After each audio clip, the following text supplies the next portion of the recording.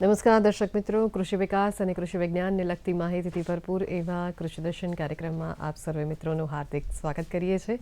આજે અમે જે વિષય ઉપર ચર્ચા કરવા જઈ રહ્યા છીએ તે છે પ્રાકૃતિક ખેતીમાં જીવાત વ્યવસ્થાપન. દર્શક મિત્રો, કૃષિ ક્ષેત્રે આધુનિકરણ તો થયું, પરંતુ વધતા જતા જંતુનાશક દવાઓ અને પેસ્ટિસાઇડ્સને કારણે ખેડાણલાયક જમીનની ગુણવત્તા પણ જોખમાવા લાગી અને જેના વિપરીત અસરો પૈકી મનુષ્યના શરીર પર જોવા મળી અને અન્ય માઠા પરિણામો પણ ખૂબ મોટા પ્રમાણમાં જોવા મળ્યા, જેથી હાલમાં રસાયણ રહિત કૃષિ પેદાશોની માંગ ખૂબ વધવા લાગી છે અને જે થકી પ્રાકૃતિક ખેતી તરફ ખેડૂત મિત્રો વળવા લાગ્યા છે. અને જ્યારે પ્રાકૃતિક ખેતી કરતા ખેડૂત મિત્રો પોતાના પાકનું સંરક્ષણ કેવી રીતે કરી શકે, તે માટે કેવા પ્રકારનું જીવાત વ્યવસ્થાપન કરવું જોઈએ, અન્ય કયા કયા તકેદારીના પગલાં લેવા જોઈએ, તે વિશે માહિતી આપવા માટે અત્રે ડીડી ગિરનારના સ્ટુડિયોમાં અને કૃષિ દર્શન કાર્યક્રમમાં પધાર્યા છે ડૉક્ટર નૈનેશભાઈ બી પટેલ સાહેબ. તેઓ મુખ્ય સંશોધન વૈજ્ઞાનિક તરીકે જૈવિક નિયંત્રણ પ્રયોગશાળા આણંદ કૃષિ યુનિવર્સિટી ખાતે ફરજ બજાવે છે. તો આવો આજના વિષયના સંદર્ભમાં તેમની પાસેથી માહિતી મેળવીએ. નમસ્કાર પટેલ સાહેબ, ડીડી ગિરનારના સ્ટુડિયો અને કૃષિ દર્શન કાર્યક્રમમાં આપનું હાર્દિક સ્વાગત કરીએ છીએ. આજનો વિષય એક નવા જ વિષય તરીકે ગણી શકાય અને અત્યારનો કહેવાય કે હાલની પરિસ્થિતિને લગતો વિષય પણ ગણી શકાય. તો સૌથી પહેલાં તો એ જણાવો કે પ્રાકૃતિક કૃષિ એટલે શું અને તે કયા પ્રકારના મૂળભૂત સિદ્ધાંતો કામ કરે છે તેમાં? ખેડૂત મિત્રો, પ્રાકૃતિક કૃષિને ઝીરો બજેટ નેચરલ ફાર્મિંગ અથવા તો ઓછા ખર્ચની કુદરતી ખેતી તરીકે પણ ઓળખવામાં આવે છે.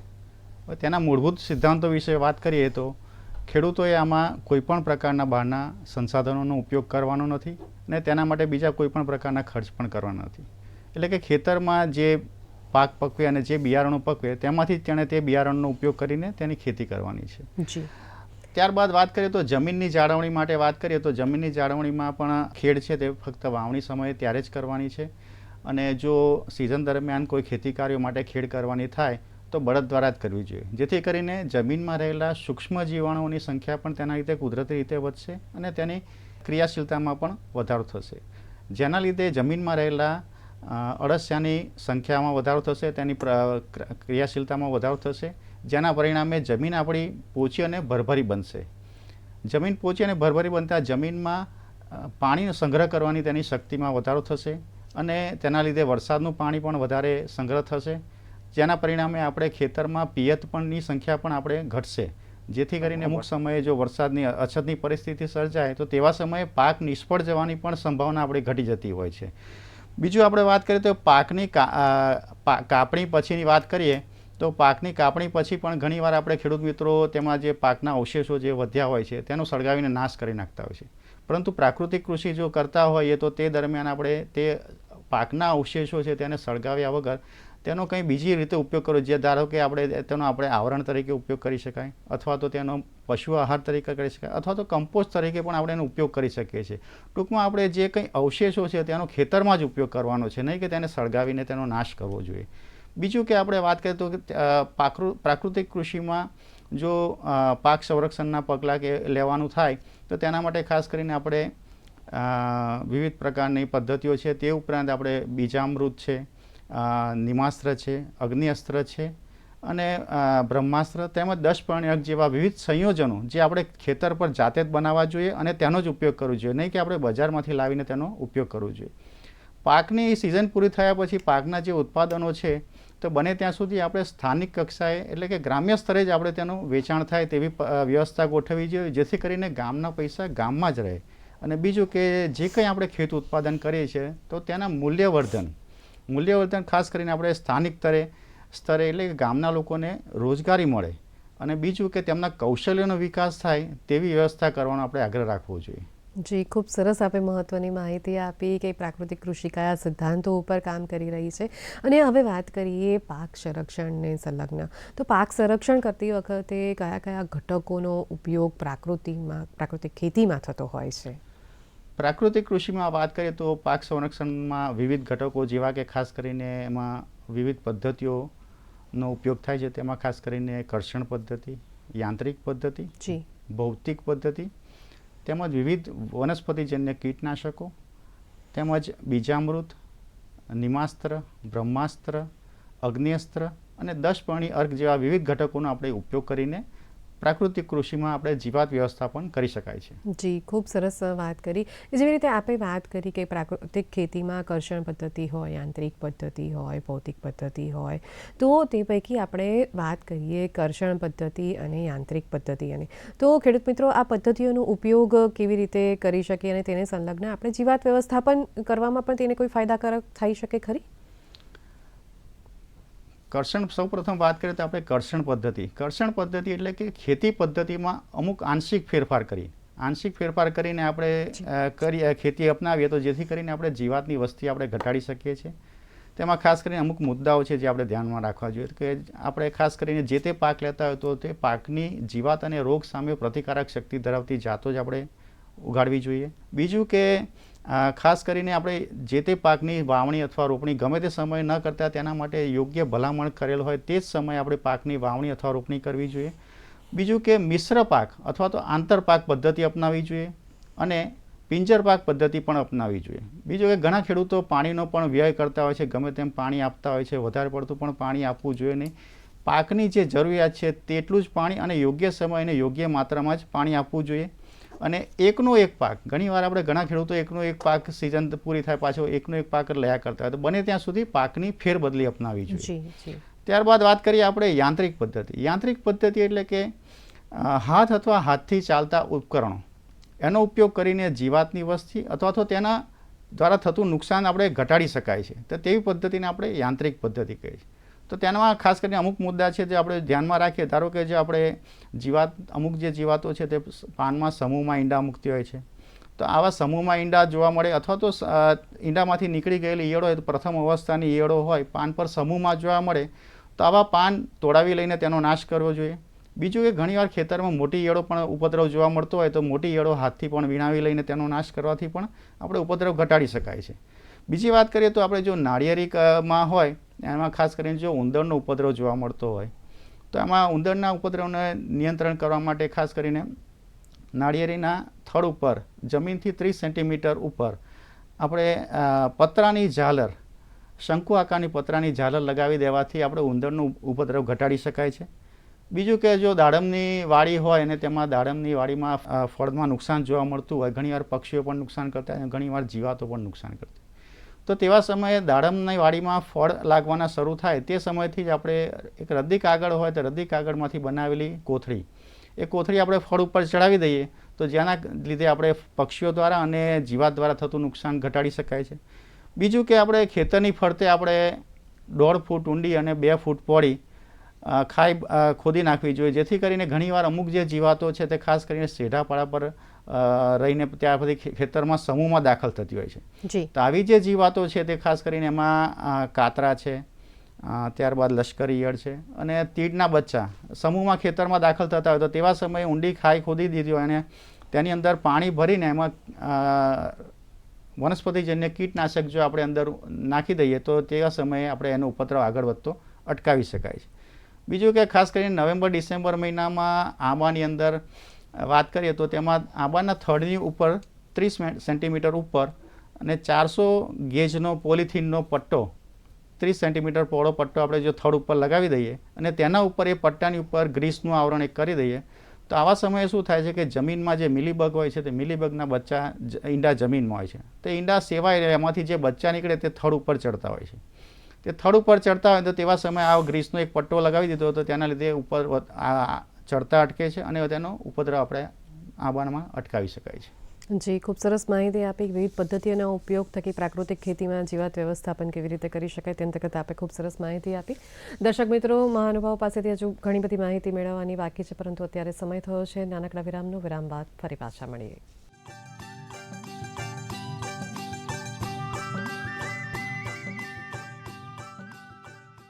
દર્શક મિત્રો, વિરામ બાદ આપ સૌનું હાર્દિક સ્વાગત કરીએ છીએ. આજનો વિષય છે પ્રાકૃતિક ખેતીમાં જીવાત વ્યવસ્થાપન. નયનેશ સર ખૂબ સરસ મહત્વની માહિતી આપી રહ્યા છે. ચર્ચાનો દોર આગળ વધારીએ. સર, આપે ખૂબ સરસ માહિતી આપી. પ્રાકૃતિક કૃષિ કયા સિદ્ધાંતો ઉપર કામ કરે છે, કયા પ્રકારની પદ્ધતિઓનો ઉપયોગ થકી પ્રાકૃતિક ખેતી કરી શકાય. હવે આપણે વાત કરીએ બીજ માવજત વિશેની.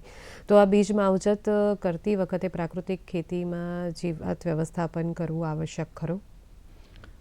હા, આપણે વિવિધ પાકોમાં બીજામૃત થકી બીજ માવજત આપીને આપણે જીવાતનું વ્યવસ્થાપન કરી શકાય છે.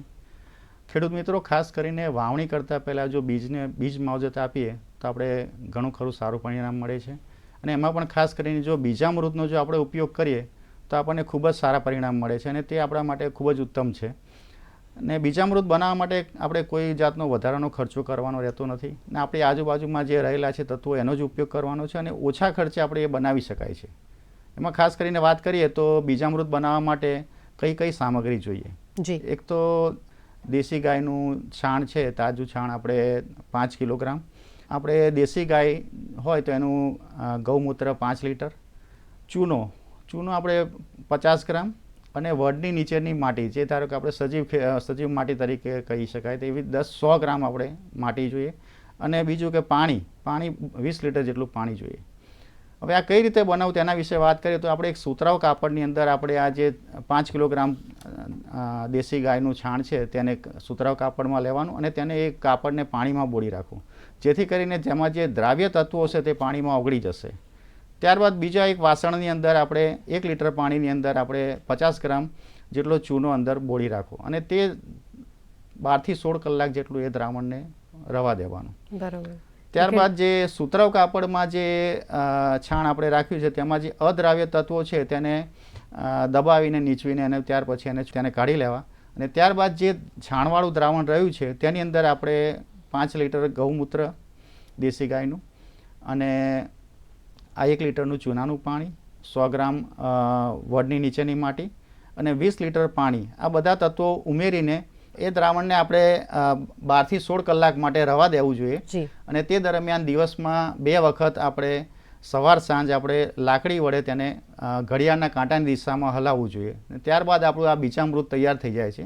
તે બીજામૃતને આપણે બીજ માવજત આપીને તે જે બીજ જે હોય તેને છાંયડામાં સૂકવીને ત્યાર પછી આપણે એનો ખેતી પાકોમાં આપણે વાવણી માટે ઉપયોગ કરવો જોઈએ. એટલે ખેડૂત મિત્રો એ બહારથી કોઈ પણ પ્રકારની કહેવાય કે દવાઓ કશું લાવવાની જરૂર પડતી નથી અને પોતાના ખેતરમાં જ તેઓ જાતે બનાવી શકે છે, જેથી કરીને ખર્ચમાં પણ સાથે એવું કહી શકાય કે ઘટાડો ઘણો બધો થઈ શકે છે. એટલે ખૂબ ફાયદાકારક કહી શકાય. હવે વધુ વાત કરીએ કે બીજામૃતનો ઉપયોગ કરવાથી ખેડૂત મિત્રોને કેવા પ્રકારના ફાયદા થાય છે. કદાચ ખેડૂત મિત્રો માટે આ ખૂબ મહત્વનો પ્રશ્ન સાબિત થશે. ખૂબ જ સરસ પ્રશ્ન પૂછ્યો છે. ખેડૂત મિત્રો, આપણે બીજામૃતની જો બીજ માવજત આપીએ તો ખાસ કરીને જમીનમાં જે અમુક નુકસાનકારક ફૂગ અને જીવાત રહેલા હોય છે તો તેની સામે આપણે બીજને આપણે બચાવી શકાય છે. કારણ કે તે આપણે છોડને નુકસાન કરતા હોય તો તે બીજ માવજત આપી હોય તો તે આપણે બીજને આપણે બચાવી શકાય. બીજું કે આપણે જે દેશી ગાયનું ગોબર અને ગૌમૂત્રનો ઉપયોગ કરીએ છીએ આ બીજામૃત બનાવવા માટે, તો તેની અંદર એવા એન્ઝાઇમ રહેલા છે જે આપણે બીજના અંકુરણની આપણી ટકાવારી ખાસ કરીને એમાં વધારો જોવા મળતો હોય છે. બીજ માવજત જો બીજામૃતની આપી હોય ને તો એમાં વધારો જોવા મળે છે. ખાસ કરીને બીજામૃત દ્વારા બીજ માવજત જો આપવામાં આવી હોય તો બીજના સ્ફુરણની ટકાવારી પણ વધારે જોવા મળતી હોય છે અને છોડની વૃદ્ધિ પણ સારી થતી હોય છે. બીજામૃતથી બીજ માવજત આપવામાં આવે તો આપણે ખાસ કરીને રસાયણોનો છંટકાવ કરવો પડતો હોય છે. જો બીજ માવજત આપી હોય તો લગભગ આપણે 20 થી 25 દિવસ સુધી આપણે છોડને આપણે જીવાતો સામે આપણે ટકાવી શક્યા છે. એટલે એટલો આપણે રસાયણો ઓછા વપરાય છે અને તેના લીધે આપણે પર્યાવરણમાં પ્રદૂષણ પણ આપણે ઓછું થાય છે. જી, ખૂબ સરસ મહત્વની માહિતી આપી.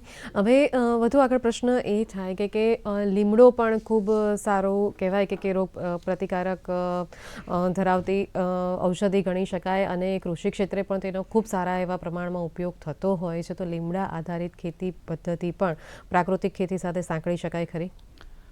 હા, લીમડામાં આપણે કહીએ તો લીમડો એક આપણે કલ્પવૃક્ષ સમાન છે. જી જી જી જી. લીમડાના પાન અને લીમડાની જે લીંબોળી છે તેમાંથી આપણે ખાસ કરીને નિમાસ્ત્ર નામનું એક બનાવી શકાય છે સંયોજન. તેનો આપણે ઉપયોગ જીવાત વ્યવસ્થાપનમાં કરી શકાય છે. હવે આ નિમાસ્ત્ર બનાવવું કેવી રીતે, તેમાં ખાસ કરીને કયા વસ્તુઓ રાખવી જોઈએ? એમાં ખાસ કરીને પાણી છે તે 200 લીટર જેટલું જોઈએ. દેશી ગાયનું ગૌમૂત્ર 10 લીટર, દેશી ગાયનું તાજું છાણ 2 કિલોગ્રામ અને લીમડાના લીલા પાન અથવા તો જે સુકાયેલી ખરી પડેલી લીંબોળી હોય તો લીંબોળીને ખાંડીને ભૂકો બનાવે તેવી લીંબોળી આપણે 10 કિલોગ્રામ એટલી સામગ્રી જોઈએ. હવે આ નિમાસ્ત્ર બનાવવું હોય તો સૌપ્રથમ આપણે આ 200 લીટર પાણીની અંદર 10 કિલોગ્રામ લીમડાના લીલા પાનની ચટણી અથવા તો આ સુકાયેલી લીંબોળી હોય તેને ખાંડીને ભૂકો બનાવ્યો હોય તે 10 કિલોગ્રામ આ બેમાંથી કોઈ પણ એક વસ્તુ લઈને તેની અંદર બરાબર મિશ્ર કરી નાખવું જોઈએ. ત્યારબાદ આ દ્રાવણની અંદર દેશી ગાયનું ગૌમૂત્ર 10 લીટર, 2 કિલોગ્રામ દેશી ગાયનું ગોબર, એ બે મિક્સ કરી અને પછી ત્યારબાદ આ દ્રાવણને બરાબર હલાવીને તેને 48 કલાક માટે આપણે મૂકી રાખવું જોઈએ. તે દરમિયાન આપણે દિવસમાં 2 વખત સવાર સાંજ લાકડીની મદદથી ઘડિયાળના કાંટાની દિશામાં આ દ્રાવણને હલાવતા રહેવું જોઈએ. ને ત્યારબાદ આ જે દ્રાવણ તૈયાર થઈ જાય તે દ્રાવણને આપણે પાક ઉપર છંટકાવ કરવા માટે એનો ઉપયોગ કરી શકાય છે. અને ખાસ કરીને જે આ નિમાસ્ત્ર છે તે આપણે ચૂસ્યા પ્રકારની જીવાતો અને નાની નાની ઈયળોના નિયંત્રણ માટે ઉપયોગી થાય છે. તો તેના માટે આપણે 1 એકર વિસ્તારમાં આપણે 200 લીટર જેટલું નિમાસ્ત્ર જો આપણે છંટકાવ કરવા માટે ઉપયોગ કરીએ તો આપણે બહુ સારા પરિણામો જોવા મળે છે. જી, ખૂબ સરસ માર્ગદર્શક માહિતી આપે. દર્શક મિત્રો, નૈનેશ સર ખૂબ સરસ મહત્વની માહિતી આપી રહ્યા છે, પરંતુ અત્યારે સમય થયો છે વધુ એક નાનકડા વિરામ બાદ ફરી પાછા મળીએ.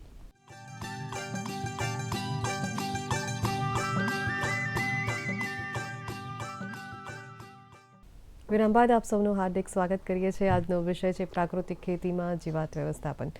હજુ પટેલ સાહેબ પાસેથી હજુ ઘણી બધી માહિતી મેળવવાની બાકી છે. ચર્ચાનો દોર આગળ વધારીએ. પટેલ સાહેબ, આપે ખૂબ સરસ માહિતી આપી કે લીમડા આધારિત ખેતી કઈ રીતે કરી શકાય, તેના ફાયદા કયા હોઈ શકે. પણ હવે આપણે વાત કરીએ કે બ્રહ્માસ્ત્ર વિશે. તો આ બ્રહ્માસ્ત્ર એ કેવી રીતે બનાવી શકાય અને તેનો પ્રાકૃતિક ખેતીમાં કેવી રીતે ઉપયોગ થઈ શકે છે? બ્રહ્માસ્ત્ર બનાવવા માટે ખાસ કરીને દેશી ગાયનું ગૌમૂત્ર 10 લીટર જેટલું જોઈએ છે અને લીમડાના લીલા પાનની ચટણી 5 કિલોગ્રામ. જી. ત્યારબાદ સીતાફળના પાનની ચટણી 2 કિલોગ્રામ, ધતુરાના પાનની ચટણી 2 કિલોગ્રામ, એરંડાના પાનની ચટણી 2 કિલોગ્રામ, પપૈયાના પાનની ચટણી 2 કિલોગ્રામ અને કરણના પાનની ચટણી 2 કિલોગ્રામ, જામફળના પાનની ચટણી 2 કિલોગ્રામ. આટલી સામગ્રી આપણે બ્રહ્માસ્ત્ર બનાવવા માટે જરૂરી છે. હવે આ બનાવ કઈ રીતે, એમાં ખાસ કરીને વાત કરીએ તો સૌપ્રથમ આપણે જે આ ગૌમૂત્ર છે 10 લીટર, એની અંદર આ જે સામગ્રી જે જણાવી વનસ્પતિજન્ય, તેમાંથી કોઈ પણ પાંચ વનસ્પતિની જે ચટણી છે તે આપણે આ ગૌમૂત્ર છે 10 લીટર એની અંદર મિક્સ કરી નાખવાની અને તેમાં ગરમ કરવા ધીમા તાપે મૂકવી અને જ્યાં સુધી એમાં 3 થી 4 ઉભરા ના આવે ત્યાં સુધી એને ધીમા તાપે તપવવી અને ત્યારબાદ એને 48 કલાક માટે એને ઠંડી થવા માટે રવા દેવું અને ઠંડુ થઈ ગયા પછી જે દ્રાવણ છે તે દ્રાવણને આપણે ગાળીને તેનો આપણે પાક ઉપર છંટકાવ કરવા માટે આપણે ઉપયોગ કરી શકીએ છીએ. ખાસ કરીને આ 100 લીટર પાણીની અંદર આપણે 2 થી 2.5 લીટર જેટલું બ્રહ્માસ્ત્ર મિક્સ કરીને છંટકાવ કરવા માટે આપણે ઉપયોગ કરી શકાય છે. જી, ખૂબ સરસ માહિતી આપી બ્રહ્માસ્ત્ર વિશે. હવે એવી રીતે આપણે બ્રહ્માસ્ત્રની આપે માહિતી આપી, એવી રીતે આપણે અગ્નિસ્ત્ર પણ બનાવી શકાય છે અને તેનો ઉપયોગ પ્રાકૃતિક કૃષિમાં કેવી રીતે કરી શકે ખેડૂત મિત્રો? અગ્નિસ્ત્ર બનાવવા માટે આપણે ખાસ કરીને દેશી ગાયનું જે ગૌમૂત્ર છે આપણે આમાં 20 લીટર લેવાનું છે. આમાં તીખા લીલા મરચાંની ચટણી આપણે આની અંદર 500 ગ્રામ, લસણની ચટણી 500 ગ્રામ, તમાકુનો પાવડર 1 કિલોગ્રામ અને લીમડાના પાનની ચટણી 5 કિલોગ્રામ. આટલી સામગ્રી આપણે લેવાની થાય છે. તો સૌપ્રથમ આમાં દેશી ગાયનું જે ગૌમૂત્ર છે 20 લીટર, તેની અંદર આ બધી જ સામગ્રી, તીખા લીલા મરચાંની ચટણી 500 ગ્રામ, લસણની ચટણી 500 ગ્રામ, તમાકુનો પાવડર 1 કિલોગ્રામ અને લીમડાના પાનની ચટણી 5 કિલોગ્રામ, આ બધું ગૌમૂત્રની અંદર મિક્સ કરીને તેને ધીમા તાપે આપણે જ્યાં સુધી 4 થી 5 ઉભરા ના આવે ત્યાં સુધી એને તપાવવું જોઈએ ને ત્યારબાદ તપાવ્યા બાદ તેને 48 કલાક માટે ઠંડુ થવા દો અને ત્યારબાદ એ જે દ્રાવણ તૈયાર થાય તે દ્રાવણને આપણે દિવસમાં 2 વખત ઘડિયાળના કાંટાની દિશામાં સવાર સાંજ હલાવી અને ત્યારબાદ તેને ગાળીને તેનો ઉપયોગ આપણે પાક ઉપર છંટકાવ કરવા માટે ખાસ કરીને કરી શકાય છે. અને આ જે અગ્નિઅસ્ત્ર છે તે ખાસ કરીને 100 લીટર પાણીમાં 2 થી 2.5 લીટર પ્રમાણે મિક્સ કરીને જો પાક ઉપર છંટકાવ કરવામાં આવે તો થડમાં ભરાઈને નુકસાન કરતી ઈયળો તેમજ સિંગોમાં ભરાઈને નુકસાન કરતી ઈયળો અને ફળ પાકોમાં રહીને ફળમાં ખાસ કરીને નુકસાન કરતી ઈયળો હોય તો તેવી જ ઈયળો અને નાની મોટી ઘણી ઈયળોનું આ અગ્નિઅસ્ત્રથી નિયંત્રણ કરી શકાય છે. જી, ખૂબ સરસ માહિતી આપી અગ્નિઅસ્ત્ર વિશે. હવે સર, આપણે આગળ કીધું કે વિવિધ પ્રકારના પાનનો ઉપયોગ કરીને, જેમ કે કીધું કરંજના પાનનો ઉપયોગ છે, એરંડાના પાનનો ઉપયોગ છે, એવા વિવિધ પ્રકારના પાનોનો ઉપયોગ થકી જીવાત વ્યવસ્થાપન કરવામાં આવતું હોય છે. તો તે કેવી રીતે થતું હોય છે તે વિશે પણ માહિતી આપશો? કુદરતમાં એવી ઘણી વનસ્પતિઓ રહેલી છે કે જેની અંદર સારા એવા ગુણધર્મો હોય છે. તેવી વનસ્પતિનો આપણે ઉપયોગ કરીને આપણે જીવાત વ્યવસ્થાપનમાં આપણે એનો ઉપયોગ કરી શકાય છે. એમાં ખાસ કરીને તે જે છે તે 10 પર્ણી અર્ક તરીકે ઓળખાય છે. આ 10 પળની અર્કમાં ખાસ કરીને લગભગ 20 થી 25 જાતની 20 જેટલી વનસ્પતિઓ અંદર આવતી હોય છે. એમાં સૌપ્રથમ તો પાણી આપણે 200 લીટર જોઈએ, દેશી ગાયનું ગૌમૂત્ર 20 લીટર જોઈએ, દેશી ગાયનું છાણ 2 કિલોગ્રામ જોઈએ, હળદરનો પાવડર 500 ગ્રામ જોઈએ છે, લસણની ચટણી 500 ગ્રામ, આદુની ચટણી 500 ગ્રામ, તમાકુનો પાવડર 1 કિલોગ્રામ, તીખા લીલા મરચાંની ચટણી 1 કિલોગ્રામ, સૂંઠનો પાવડર 200 ગ્રામ અને હિંગ પાવડર 10 ગ્રામ. તે ઉપરાંત આપણે લીમડાના પાન, આંબાના પાન, પપૈયાના પાન, સીતાફળના પાન, દેશી કારેલાના પાન, દેશી બોરડીના પાન, આદુના પાન, હળદરના પાન, બીલીના પાન, તુલસીના પાન અને ફૂલ, આ બધા આમાંથી કોઈ પણ 10 વનસ્પતિના 2 કિલોગ્રામ જેટલા પાન આપણે આ બનાવવા માટે જોઈએ છે. હવે આ બનાવવું કઈ રીતે એના વિશે વાત કરું તો 10 પળની અર્કમાં સૌપ્રથમ આપણે એક 250 લીટરનું એક લોખંડનું બેરલ લેવાનું, તેની અંદર આપણે 200 લીટર જેટલું પાણી અંદર ઉમેરવાનું અને એની અંદર આપણે 20 લીટર આપણે જે દેશી ગાયનું ગૌમૂત્ર છે અંદર મિક્સ કરી દેવાનું. ત્યારબાદ બીજા એક પાત્રની અંદર આપણે 5 લીટર પાણી લઈને તેની અંદર આપણે 2 કિલોગ્રામ જે દેશી ગાયનું ગોબર છે તે મિક્સ કરીને બરાબર તે દ્રાવણ તૈયાર કરવાનું. ત્યારબાદ જે આ દ્રાવણ તૈયાર થાય તે તેને પાછું 250 લીટરના જે બેરલ છે તેની અંદર આપણે ગૌમૂત્ર મિક્સ કરેલું છે તેની અંદર આની મિક્સ કરી દેવાનું. ત્યારબાદ આની અંદર જે દ્રાવણ તૈયાર થયું તેની અંદર આપણે 500 ગ્રામ હળદરનો પાવડર અને 500 ગ્રામ આદુની ચટણી અને 10 ગ્રામ આપણે હિંગનો પાવડર ઉમેરીને મિક્સ કરી નાખવાનું અને બરાબર હલાવી નાખવાનું અને જે દ્રાવણ થાય તેને એક દિવસ માટે રવા દેવાનું. ત્યારબાદ બીજા દિવસે તેની અંદર આપણે લસણની ચટણી 500 ગ્રામ, તમાકુનો પાવડર 1 કિલોગ્રામ અને લીલા મરચાંની ચટણી 1 કિલોગ્રામ પ્રમાણે મિક્સ કરીને દ્રાવણને બરાબર હલાવવું અને દ્રાવણને છાંયડામાં સૂર્યપ્રકાશ ન લાગે, વરસાદ ન લાગે તેવી રીતે છાંયડામાં રાખવું અને તેને કંતારના કોથળાથી ઢાંકી દેવું. ત્રીજા દિવસે આ દ્રાવણની અંદર આપણે મેં જે વનસ્પતિ જો જણાવી તેમાંથી કોઈ પણ 10 વનસ્પતિના 2 કિલો જેટલા પાન દરેકના લઈને એ દ્રાવણની અંદર ઉમેરી દેવાના અને પત્તા જે પાન જો બરાબર ડૂબે નહીં તો ઉપરથી પ્રેશર આપીને દબાવીને અંદર બેરલની અંદર બરાબર દબાવી દે અને ત્યારબાદ જે આ બેરલ છે તેને કંતારના કોથળાથી ઢાંકીને 30 થી 40 દિવસ સુધી વરસાદ અને સૂર્યપ્રકાશ ન લાગે તે રીતે અને તેવી અવસ્થામાં મૂકી રાખવું. બરાબર.